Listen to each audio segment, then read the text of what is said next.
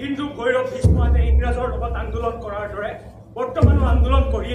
সিহঁতৰ মাজত এজন নেতা হ'ব লাগিব জাতি আৰু শিক্ষাৰ কাৰণে যুঁজিব লাগিব বিদেশী মালিকবোৰ গ'ল কিন্তু দেশীবোৰ আহিল কিন্তু সিহঁত একেই থাকিল